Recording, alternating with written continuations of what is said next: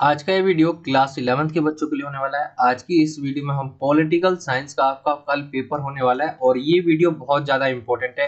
Class 11th के बच्चों के लिए पॉलिटिकल साइंस का आपका ये पेपर है, ठीक है। और पूरा पेपर करने वाले हम किस तरह से आपका पेपर आने वाला है। बहुत ही इंपॉर्टेंट क्वेश्चंस जो है इसके अंदर होंगे, उन क्वेश्चंस को सही से देखें, समझे सभी क्वेश्चंस को। और इससे पहले हमने जो है पॉलिटिकल साइंस की बात करें, अगर प्रैक्टिस पेपर की, ठीक है, प्रैक्टिस पेपर जो है आपका टोटल जो है 5 बना दिया, ठीक है। और आज की इस वीडियो में हम 6 पेपर कर लेंगे जो बहुत ही इंपॉर्टेंट है आपके लिए। तो पेपर को पूरा अंत तक देखें, वीडियो को अच्छे तरीके से देखें। यहाँ पे टाइम की बात करेंगे तो सभी को पता है आपके पास जो है 2 घंटे का टाइम रहता है और 40 नंबर का ये आपका मैक्सिमम जो है नंबर है, 40 नंबर का ये आपका पेपर है। सामान्य निर्देश में सभी बच्चों को पता है 3 सेक्शन होंगे। 3 सेक्शन में जो है 3 सेक्शन होंगे आपके। और भाग ए में जो है आपका 8 क्वेश्चन होगा। भाग ए में आपका 8 क्वेश्चन होगा, 2-2 अंक के होंगे। आपका भाग 2 होगा, यानी सेक्शन जो बी होगा वहां पे 4 अंक के क्वेश्चन होंगे। और जो सेक्शन सी होगा उसमें 6 नंबर के क्वेश्चन होंगे। 2 क्वेश्चन होंगे जो 6-6 नंबर वाले होंगे, ठीक है। अब चलिए, जर्नल इंस्ट्रक्शंस तो आपने देख लिया, आप चाहे तो इंग्लिश में पढ़ सकते हैं, हम डायरेक्ट पेपर पे आते। यहाँ से आपका जो है सेक्शन ए स्टार्ट हो जाता है। यहाँ पे आपका सेक्शन ए, अनुभाग A, section A, very short questions होंगे। यहाँ पे 2-2 नंबर के क्वेश्चंस होंगे। 8 क्वेश्चंस होंगे 2-2 नंबर वाले और पूरा 16 नंबर का ये आपका सेक्शन ए होता है, ठीक है। तो चलिए सॉल्व करते हैं, क्वेश्चंस पे आते हैं। यहाँ पे आपका पहला क्वेश्चन दिया हुआ है, व्यक्तिगत स्वतंत्रता क्या है। स्वतंत्रता वाला चैप्टर जो है, इस चैप्टर से जो है आपके 2 नंबर के क्वेश्चंस पक्का निकलेगा, तो इस क्वेश्चंस को जरूर कर ले। व्यक्तिगत स्वतंत्रता क्या है, तो इसके आंसर्स की बात करें तो व्यक्तिगत स्वतंत्रता निजी मामलों में विकल्प की स्वतंत्रता होगी, ठीक है। जीवन की सुरक्षा और विचार अभिव्यक्ति तथा आस्था की स्वतंत्रता होगी, ये हमारी व्यक्तिगत स्वतंत्रता के अंदर आता है। इसी में आपको 8वें में पूछा जाएगा एक और क्वेश्चन। 8वें में पूछा जाएगा प्राकृतिक स्वतंत्रता क्या है। तो प्राकृतिक स्वतंत्रता वे स्वतंत्रता होती है जो हमें एक तो जन्म से ही मिल जाती है, एक तो आप ये कह सकते हैं, ठीक है। व्यक्ति को अपनी इच्छा अनुसार सब कुछ करने की पूर्ण स्वतंत्रता, मानव के कार्यों पर किसी भी प्रकार का बंधन ना हो, ठीक है। ये आपका आ जाएगा इसके अंदर। आगे आते हैं अगले क्वेश्चन पे। अगला है आपका दूसरा, न्यायपूर्ण व अन्यायपूर्ण समानता से आप क्या समझते हैं, असमानता से आप क्या समझते हैं। तो न्यायपूर्ण और अन्यायपूर्ण असमानता क्या होती है, देखिए एग्जाम्पल के लिए आपको बता रखा है, व्यक्ति के काम के महत्व के आधार पर असमानता न्यायपूर्ण कही जा सकती है। काम के आधार पर इन्होंने बोला है कि असमानता जो है कही जा सकती है। जैसे देश के अगर प्रधानमंत्री व सेना के जनरल को विशेष दर्जा या सम्मान दिया जाए, जबकि जो है व्यक्ति के जन्म व जाति के आधारित आधारित असमानता अन्यायपूर्ण होगी। जैसे मंदिर व सार्वजनिक स्थल में प्रवेश पर रोक। तो ये एग्जाम्पल दे रखा है, न्यायपूर्ण असमानता क्या होगी। जहां पे हम देखिए प्रधानमंत्री है, पीएम है वो, तो हम उसमें भेदभाव करेंगे क्योंकि वो पीएम है, देश को चला रहे, उसमें हमारा न्यायपूर्ण असमानता है, ठीक है। अन्यायपूर्ण क्या होगा, जिसमें हम किसी जाति, धर्म या जन्म के आधार पर किसी व्यक्ति को मंदिर व सार्वजनिक जो जगह है वहां पर रोकते हैं, तो ये क्या है, अन्यायपूर्ण असमानता है, ठीक है। आगे आते हैं अगले क्वेश्चन पे। अगला क्वेश्चन है आपका तीसरा, न्याय में देरी होना अंधेर होना है। उक्त वाक्य का जो है अर्थ समझाना है। देखिए न्याय में देरी होना मतलब आपका कोई केस चल रहा है, अभी केस हुआ है और वो जाके 10-20 साल 50 साल इंडिया में होता ही, ठीक है। इंडिया में चीजें होती है और यहाँ पे जो है आप देखेंगे एक केस को जो है कई साल लग जाते हैं, 15-20 साल हो जाते हैं होने में। तो न्याय में जो देरी होना अंधेर होना है, इन्होंने बोल रखा है, इसका अर्थ समझाना है। तो न्याय में देरी वास्तव में अंधेरी है, क्योंकि यदि पीड़ित व्यक्ति न्याय के लिए जो है लंबे समय तक दर दर भटकते रहे तो उसका न्याय से जो है विश्वास उठने लग जाता है। आप देखते होंगे, आप कई सारे जो है अगर मामले होते तो कई सारे कोर्ट चक्कर के कारण जो है देखेंगे वो टाइम बर्बाद होगा हमारा। वो जाना तो चाहते लेकिन उनका काम जो है टाइम पे नहीं हो पाता और होता ही नहीं है किसी का। तो इसीलिए वो देखते हैं कि हमारे जो है हम अगर इसी चक्कर में फंस जाएंगे तो काम कहाँ से करेंगे, खाएंगे पिएंगे कहाँ से। तो न्याय में देरी होगा, इन सबको पता ही है और ये होता है, न्याय में देरी होती है। फिर धीरे धीरे क्या उनका विश्वास उठने लग जाता है और कभी कभी क्या होता है, जिसने मुकदमा किया है वो तो उसकी डेथ हो जाती है और केस अभी भी चल रहा होता है।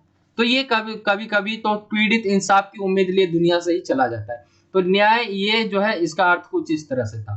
क्वेश्चन नंबर चौथे पे आते हैं। क्वेश्चन नंबर चौथा है, राज्यों में जो कार्यपालिका का स्वरूप है उसके बारे में आपको बताएं। तो देखिए राज्यों में जो कार्यपालिका है वो किस तरह से, राज्यों में एक राज्यपाल होता है जो केंद्रीय सरकार की सलाह पर जो है राष्ट्रपति के द्वारा जो है नियुक्त होता है, ठीक है।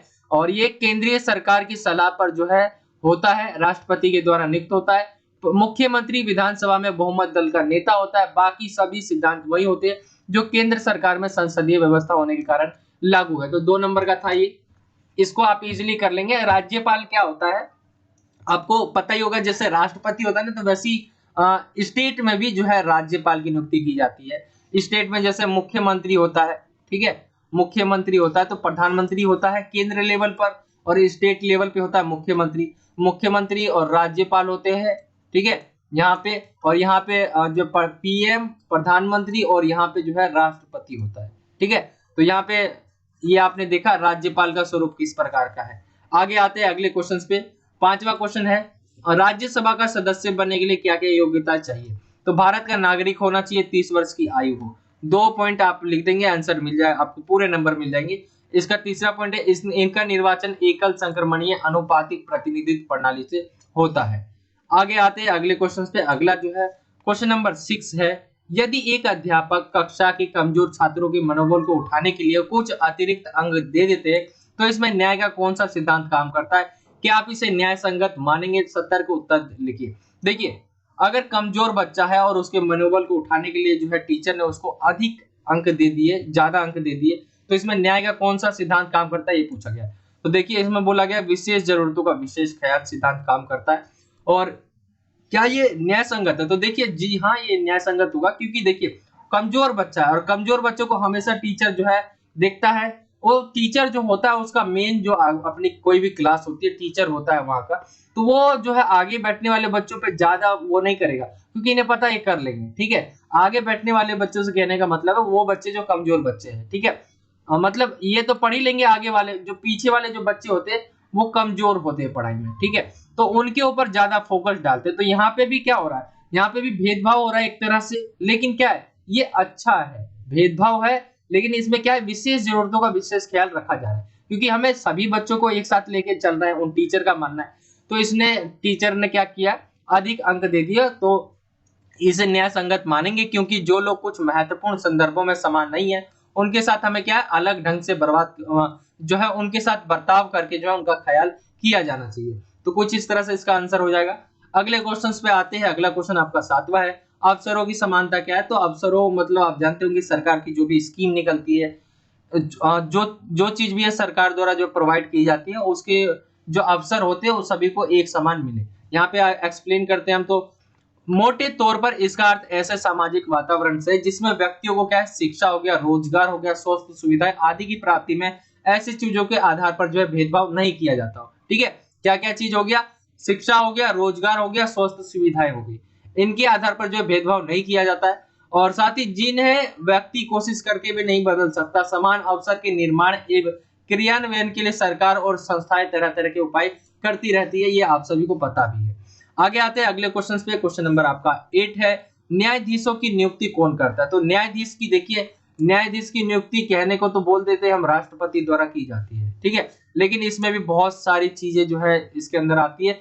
और सर्वोच्च न्यायालय के न्यायाधीश भी रहते हैं, मतलब बहुत सारे जो है न्यायाधीश रहते हैं, वहां पे राष्ट्रपति रहते हैं, इनके द्वारा जो है जैसे एक्सप्लेन करें हम, तो सर्वोच्च न्यायालय के न्यायाधीश की जो नियुक्ति और राष्ट्रपति के द्वारा की जाती है। अन्य न्यायाधीशों की को राष्ट्रपति द्वारा मुख्य न्यायाधीश एवं सर्वोच्च न्यायालय तथा उच्च न्यायालय न्यायालयों के ऐसे अन्य न्यायाधीशों के साथ परामर्श के बाद जो है नियुक्त किया जाता है। देखिए, एक तो सर्वोच्च न्यायालय का न्यायाधीश हो गया, जो सुप्रीम कोर्ट हो गया, ठीक है, उसका न्यायाधीश, तो उसको कौन है, राष्ट्रपति, और भी चीजें होती है इनको चुनने में, ठीक है। और जो छोटे लेवल पे होते हैं जो भी न्यायाधीश होते हैं, सुप्रीम कोर्ट तो एक ही है, और बाकी हमारे पास जो है जिला न्यायालय, उच्च न्यायालय बहुत सारे, ठीक है। तो वहां पर जो न्यायाधीश होगा कौन बैठेगा, तो वो कौन करेगा, राष्ट्रपति और जो सुप्रीम कोर्ट का न्यायाधीश है वो सब जो है डिस्कस करते हैं, फिर जाके उनको चुना जाता है। आगे आते हैं, अब सेक्शन बी आपका चालू हो जाता है। यहाँ तक जो है आपका 2-2 नंबर के क्वेश्चन थे, आई होप कि आपको समझ आ गया होगा। ये 2 नंबर के क्वेश्चन जरूर करके जाइए। आप क्वेश्चन जो है अटकेंगे वो 2 नंबर वाले में ही अटकेंगे, 4 नंबर और 6 नंबर वाला आपका एक टाइम के लिए इजी होगा, ठीक है। आगे आते हैं क्वेश्चन आपका सेक्शन बी पे। सेक्शन बी है आपका, यहाँ के क्वेश्चन होंगे 4 नंबर के, आपके 3 क्वेश्चन होंगे, यानी 12 नंबर का टोटल ये सेक्शन बी होगा, ठीक है। तो यहाँ पे देखते हैं 9वां क्वेश्चन, राज्यसभा की जो है शक्तियां उसके बारे में बताना है हमें, राज्यसभा की शक्तियों का वर्णन करना है। तो यहाँ पे आएंगे तो राज्यसभा की शक्ति में सबसे पहला पॉइंट है, सामान्य विधेयकों पर विचार कर उन्हें पारित करती है और धन विधेयकों में संशोधन जो है प्रस्तावित करती है। संवैधानिक संशोधनों को जो है पारित करती है। ठीक है, प्रश्न पूछकर तथा संकल्प और प्रस्ताव प्रस्तुत करके जो है कार्यपालिका पर नियंत्रण करती है। ये राष्ट्रपति और उपराष्ट्रपति के चुनाव में जो है भागीदारी करती है तथा उन्हें और सर्वोच्च न्यायालय व उच्च न्यायालय के न्यायाधीशों को हटा सकती है, इतनी शक्ति है इसके पास। उपराष्ट्रपति को हटाने का प्रस्ताव जो है केवल राज्यसभा में ही लाया जा सकता है और यह संसद को राज्य सूची के विषय पर कानून बनाने का अधिकार दे सकती है। तो ये आपकी थी राज्यसभा और लोकसभा की शक्ति, राज्यसभा की शक्ति और लोकसभा की शक्तियां भी आ सकती है। तो मैंने आपको बता रखा है जो दो विशेष शक्तियां है लोकसभा के पास। ठीक है, तो ये आप लोकसभा और राज्यसभा एक ही बार में आपको कर लेना है, इससे जो भी क्वेश्चंस बनेंगे आप इजीली कर पाओगे। क्वेश्चन नंबर 10वें पे आते हैं, भारत का जो सर्वोच्च न्यायालय उसके क्षेत्राधिकार के बारे में पूछा गया। तो इसके आंसर्स की बात करें तो सबसे पहला आता है मौलिक क्षेत्राधिकार। इसके अंदर क्या होता है, संघ और राज्य के बीच जो भी विवाद है उसको निपटारा करना और राज्यों के आपसी विवादों का निपटारा करना, इसका पहला है। दूसरे पॉइंट पे आते हैं तो दूसरा है अपीली क्षेत्राधिकार।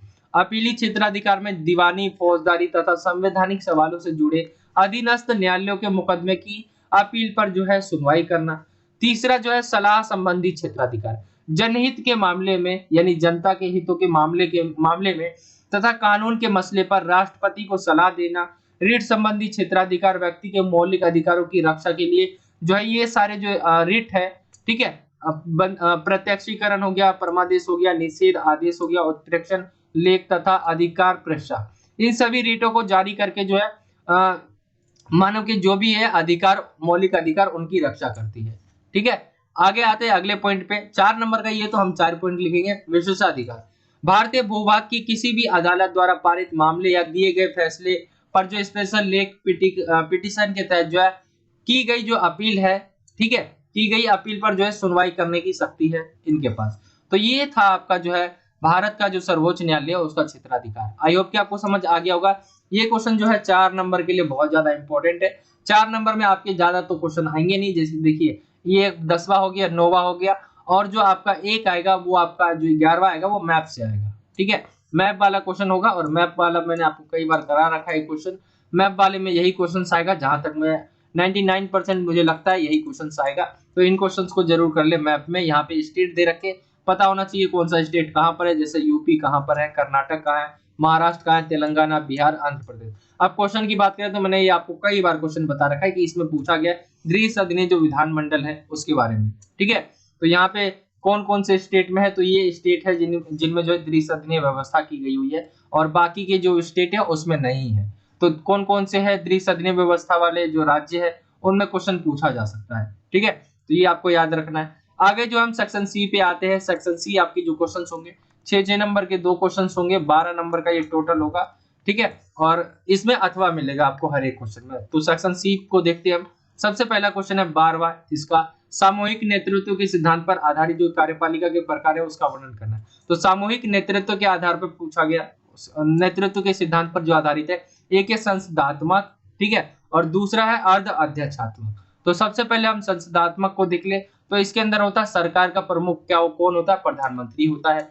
इस वह जो है वह विधायक में बहुमत दल का क्या होता है, नेता होता है, और वह विधायिका के प्रति जो है उत्तरदायी होता है। तो यहाँ पे इसके 3 पॉइंट जो भी है, 3 पॉइंट आप इसको देख लेंगे। ये 6 नंबर में भी 4 नंबर में भी आ जाए तो इजीली आप 2-2 पॉइंट करके बता सकते हो। ठीक है, अब अर्ध अध्यक्षात्मक की बात करें तो यहाँ पे क्या होता है, राज्य का जो प्रमुख होता है वो राष्ट्रपति होता है। ठीक है, सरकार का जो प्रमुख होता है इसमें कौन होता है, प्रधानमंत्री, और प्रधानमंत्री और उसका जो भी मंत्री परिषद है वो विधायिका के प्रति क्या होते हैं, उत्तरदायी होते हैं। तो यहाँ पे आपने देखा दोनों संसदात्मक और अर्ध अध्यक्षात्मक जो प्रणाली है, ठीक है, कार्यपालिका के प्रकारों में आते हैं ये। आई होप कि आपको समझ आ गया होगा। ये इंपॉर्टेंट क्वेश्चन है 6 नंबर में, सभी क्वेश्चन जरूर कर ले। इसी के अथवे में जो पूछा गया क्वेश्चन है देख लेते हैं अथवे में।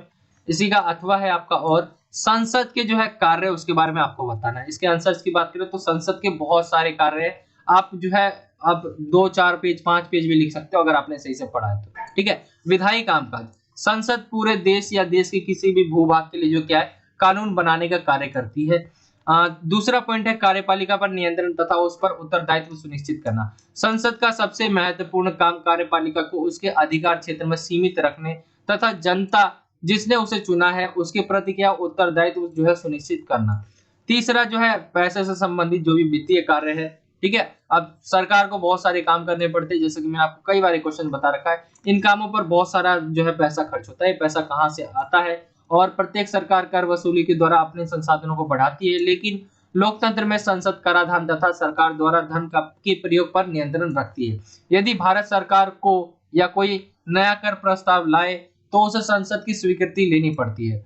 संसद की वित्तीय शक्तियां उसे सरकार के कार्य के लिए धन उपलब्ध कराने का अधिकार देती है। तो जहां पे जो भी कार्य होते हैं या तो संसद धन प्रोवाइड करवाती है या वो देखती है कि कौन सा पैसा कहाँ गया, कितना आएगा, कितना धन खर्च हुआ, बहुत सारी चीजें इसके अंदर आती है, ठीक है। प्रतिनिधित्व, संसद में जो है विभिन्न जो क्षेत्र के जो है, जैसे संसद के विभिन्न क्षेत्रीय सामाजिक आर्थिक और धार्मिक समूह के अलग अलग जो है विचारों का प्रतिनिधित्व करती है, ठीक है। बहस का मंच है ये, सबसे बड़ा बहस का मंच आपने टीवी न्यूज में देखा ही होगा, जहाँ पे बहस होती रहती है। संसद जो है वाद विवाद का जो है सर्वोच्च मंच है। विचार विमर्श करने की उसकी शक्ति पर कोई अंकुश नहीं है। सदस्यों को किसी भी विषय पर बोलने की स्वतंत्रता है। इससे संसद राष्ट्र के समक्ष जो भी आने वाली चुनौतियां है या भी जो भी परेशानियां है, सभी मुद्दों पर विश्लेषण कर पाती है और क्या है, बहुत अच्छे फैसले निकल कर आ पाते हैं, ठीक है। और ये जो है, यह विचार विमर्श हमारी लोकतांत्रिक निर्णय की प्रक्रिया की आत्मा है। आगे आते हैं, आपका 6 पॉइंट है संवैधानिक कार्य। संसद के पास जो संविधान में संशोधन करने की शक्ति है और संसद दोनों सदनों की संवैधानिक शक्तियां समान है। प्रत्येक संविधान संशोधन का एक संसद के दोनों सदनों के द्वारा जो विशेष बहुमत से पारित होना जरूरी होता है, फिर वो जो है कोई भी संविधान में संशोधन हो सकता है। तो कुछ इस तरह से जो इसके और भी पॉइंट आप लिखना चाहे लिख सकते हैं, लेकिन मैंने आपको सिर्फ 6 लिख के दिखाया, आप इतना ही लिखिए और इजी है ये, ठीक है। तो ये संसद के कार्य थे, आई होप कि आपको समझ आ गया होगा। बढ़ते हैं अगले क्वेश्चन की तरफ। अगला क्वेश्चन है आपका 13वां, कानून बनाने की प्रक्रिया का वर्णन करना है आपको। तो कानून जो है, कोई भी कानून बन रहा है, ठीक है, अब उसकी प्रक्रिया क्या होती है आपको वर्णन करना है। तो संसद का जो है प्रमुख कार्य क्या है, अपनी जनता के लिए कानून बनाना है। कानून बनाने के लिए एक निश्चित प्रक्रिया जो है अपनाई गई है। कानून बनाने की विधियों में से कुछ का उल्लेख क्या है, हमारे संविधान में भी किया गया है। कानून बनने की प्रक्रिया में किसी भी देश को कई जो है अवस्थाओं से गुजरना पड़ता है। प्रस्तावित कानून के प्रारूप को ही विधेयक कहते हैं, ठीक है। मैंने विधेयक कई बार बता रखा है क्या होता है। अब देखिए, ये अभी जो है कोई भी कानून बनने के लिए आया है संसद में, तो संसद के किसी भी सदन में जो विधेयक प्रस्तुत कर सकते हैं। अभी जो भी ये चल रहा है, अभी ये विधेयक ही कहलाएगा, ठीक है। प्रस्तुत किए गए जो भी विधेयक प्रस्तुत किया गया, चाहे लोकसभा में कर सकते हैं, ठीक है, लोकसभा में, या चाहे जो है या राज्यसभा में, ठीक है, राज्यसभा में आप प्रस्तुत कर सकते हैं। फिर जो है प्रस्तुत किए गए विधेयक पर क्या है, अब चर्चाएं होती है, चर्चाएं होगी, ठीक है। फिर यहाँ पे जो है इस तीसरे चरण में जो है इसमें मतदान होता है, वोट होता है। फिर इसके बाद जो है अगर विधेयक जो है इससे पास होके, जैसे लोकसभा में था, अब इससे पास होके क्या है राज्यसभा में चला जाएगा। राज्यसभा में भी सेम वही होगा, पहले चर्चाएं होगी, फिर उसके बाद वोटिंग होगा। फिर जो है उसके जैसे यहाँ पे बता रखा है चौथा, अगर विधेयक एक सदन से पास हो जाए तो उसे दूसरे सदन में भेज दिया जाता है और वहां उनमें भी यही प्रक्रिया होती है, चर्चाएं, वोटिंग। फिर लास्ट में अंत में क्या होता है, राष्ट्रपति के जो है सिग्नेचर होते ही जो विधेयक है, अभी तक विधेयक था, ठीक है, उसके जो है राष्ट्रपति के जो सिग्नेचर है, साइन है, उसके होते ही जो है विधेयक कानून बन जाता है। तो कुछ इस तरह से प्रक्रिया होती है कोई भी कानून बनने की। आई होप कि आपको समझ आ गया होगा। आगे आते अगले क्वेश्चंस पे। अगला जो इसी के आत्मे में पूछा गया है, प्राकृतिक और सामाजिक असमानता में अंतर स्पष्ट करना है। तो प्राकृतिक सबसे पहले हम देख लेते हैं आंसर में, प्राकृतिक असमानता होती क्या है यहाँ पे। तो आंसर्स पे आते हैं। प्राकृतिक असमानता, प्राकृतिक असमानता ऐसा मानता है लोगों में उनकी जो भी क्षमताएं है, प्रतिभा है, उनके अलग अलग चयन के कारण पैदा होती है, ठीक है। यहाँ पे आगे पॉइंट पे आते हैं हम अगले। प्राकृतिक असमानता ऐसा मानता है लोगों की जन्मजात जो विशिष्टताएं है, योग्यता है, वो योग्यताओं का परिणाम मानी जाती है। यह आमतौर पर मान लिया जाता है कि प्राकृतिक जो भी असमानता है, विविधता है, उसको बदला नहीं जा सकता, ठीक है। यहाँ पे ये कह रहे हैं कि प्राकृतिक जो भी असमानता है उसको हम बदल नहीं सकते, चेंजेस नहीं हो सकती, ठीक है। और वही सामाजिक असमानता की बात करें तो सामाजिक असमानता वह होती है जो समाज में अवसरों की समानता होने या किसी समूह के दूसरे समूह के द्वारा जो शोषण किए जाने से पैदा होता है। तो ये क्या है, समाज में पैदा होता है। आपके अगर आप गांव में है तो आपको पता होगा समाज में कई सारी असमानता है, जहाँ पे जातियों को लेकर बहुत सारी चीजों में असमानता है। तो सामाजिक असमानता को समाज ने पैदा किया है। उदाहरण स्वरूप कुछ समाज बौद्धिक काम करने वाले लोगों को शारीरिक कार्य करने वालों से जो है अधिक महत्व देते हैं। वह विभिन्न वंश, रंग या जाति लोगों के साथ भिन्न-भिन्न व्यवहार करते हैं। तो ऐसा सही है। सही में होता है कि जो आपका जो बौद्धिक काम करते हैं, ठीक है? जो अपने दिमाग से वर्क करते हैं, ठीक है? उसको जो है बहुत ऊपर माना जाता है और वहीं जो शारीरिक अपनी मेहनत करके अपने शरीर से पैसा कमाते हैं, ठीक है? मेहनत करके जैसे मिस्त्री हो गई, ये सारी चीज़ हो गई, इनको क्या है कि बहुत कम जो है वैल्यू देते हैं बौद्धिक के मुकाबले। तो ये था आपका जो है क्वेश्चन नंबर 13वें का अथवा। आई होप कि आपको समझ आ गया होगा। ये था आपका पेपर। ये आपका पूरा पेपर बहुत ज़्यादा इम्पोर्टेंट है। सभी बच्चे इस पेपर को बहुत अच्छे तरीके से करके जाएँ।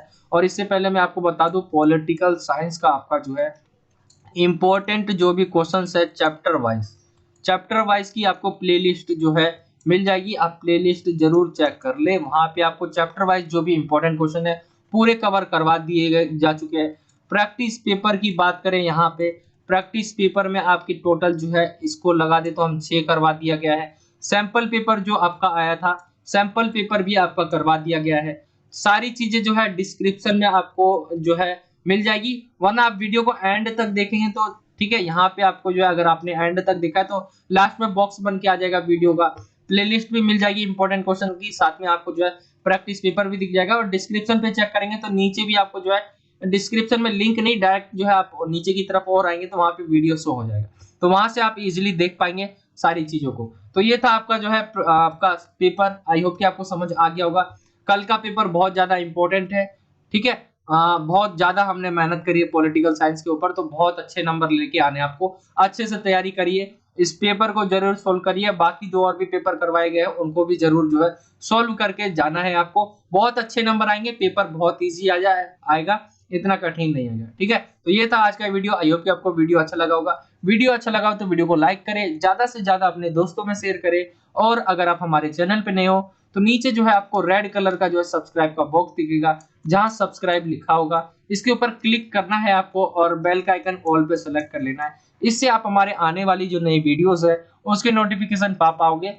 जब हम कोई भी नई वीडियो डालेंगे तो आपके मोबाइल पे नोटिफिकेशन चला जाएगा। तो यही था आज का वीडियो। मिलता हूं आपसे अगली और एक्साइटिंग वीडियो में। जब तक के लिए जय हिंद, जय भारत, वंदे मातरम।